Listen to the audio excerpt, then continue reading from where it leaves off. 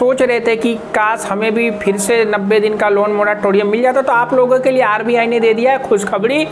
हो जाइए खुश कि आपको फिर 90 दिन के लिए लोन एक्सटेंशन मिल चुका है। अभी आप लोगों का 31 मई लास्ट था, लेकिन अब हो गया 31 अगस्त को। लोन मोराटोरियम से एडवांटेज क्या हो रहा है और डिसएडवांटेज क्या होगा, आज इस वीडियो में इसी टॉपिक पे बात करेंगे।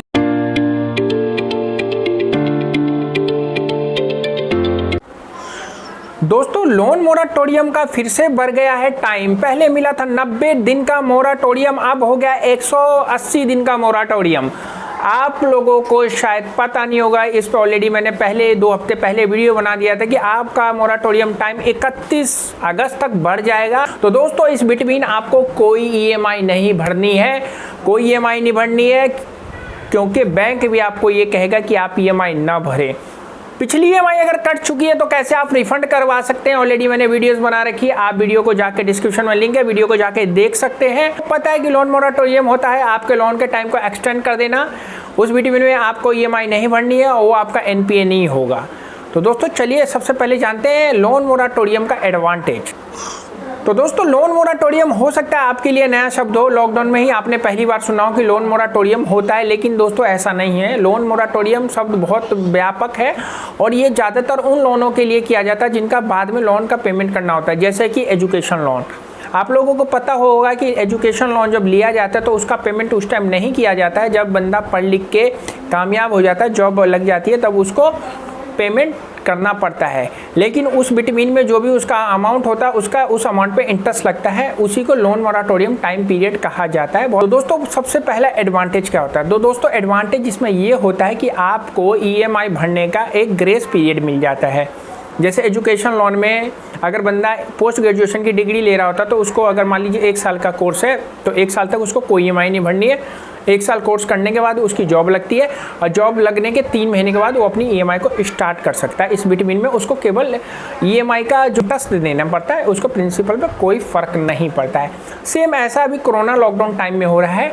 आपका होम लोन है, कार लोन है, एजुकेशन लोन है, यानी कि XYZ कोई भी लोन है, आपको लोन मोराटोरियम आरबीआई की तरफ गाइडलाइन के अंतर्गत बैंक खुद दे रहा है।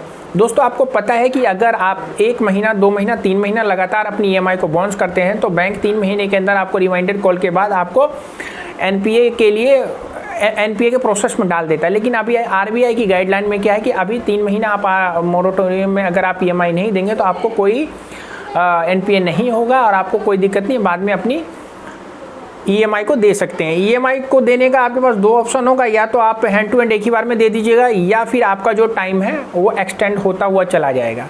लोन मोराटोरियम में आपको जो ये टाइम मिला था पहले 90 दिन का, और आप जो 180 दिन का टाइम मिला है, तो इसमें आपको है ना बैंक को प्रिंसिपल नहीं देना है, ईएमआई नहीं देनी है। लेकिन दोस्तों, जो आपकी ईएमआई है उसका एक गैप इंटरेस्ट होता है।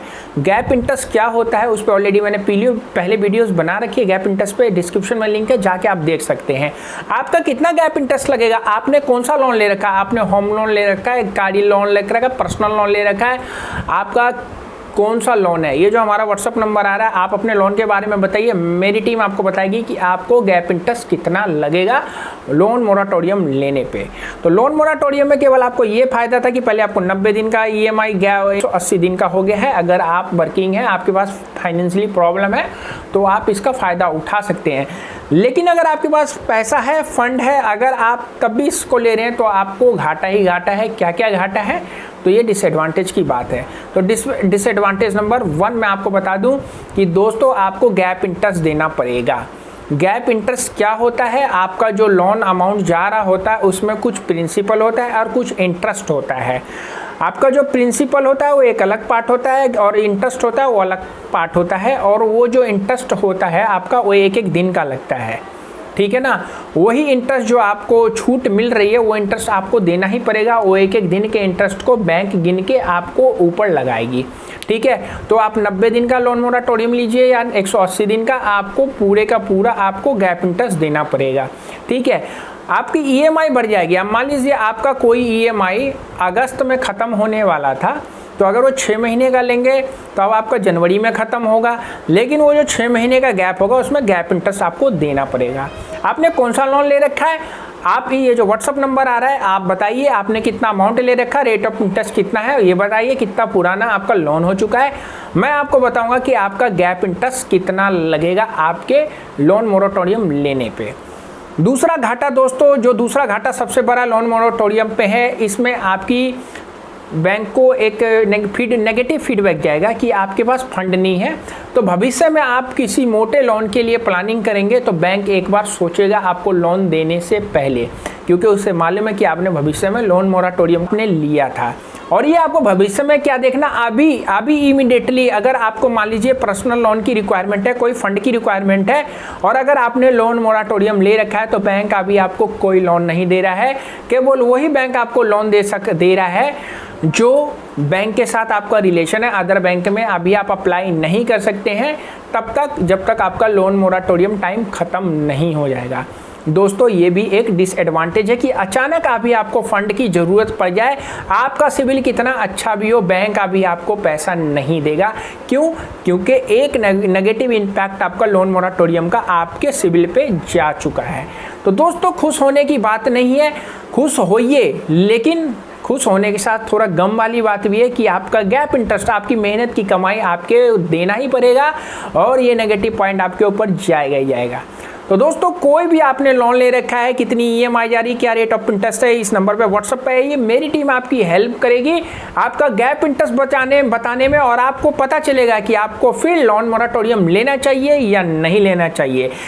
बहुत सारे लोग क्वेश्चन पूछते हैं, सर मेरी ईएमआई कट गई, मैं कैसे रिफंड लूँ? भाई रिफंड लेके करोगे क्या? जो पैसे थे कट गए तो वेल एंड गुड है भाई, देना तो था ही। अब अगर आपके पास फंड है तो दो, नहीं है तो मत दो। अकाउंट में पैसे नहीं होंगे तो बैंक पैसा लेगा ही नहीं, ठीक है ना, लेकिन वो आपका एनपीए नहीं होगा। आशा करता हूँ वीडियो आपको अच्छी लगी होगी। वीडियो अच्छी लगी तो प्लीज़ लाइक करना तो भाई बनता है, और दोस्तों के साथ शेयर करिएगा।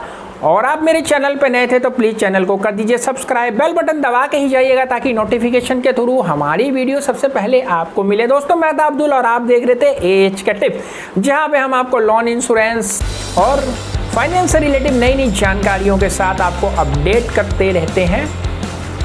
तो मिलते हैं फिर अगली वीडियो में, तब तक रखिए अपने सेहत का ख्याल। कोरोना अभी गया नहीं है, माहौल बहुत तेज़ी से बढ़ रहा है, तो अभी भी घर से निकलिएगा नहीं तब तक जब तक सेफ ना हो जाए पूरी दुनिया। Bye bye, tata, see you. अगला टॉपिक कमेंट्स में लिखिए, वीडियो जल्दी आएगी।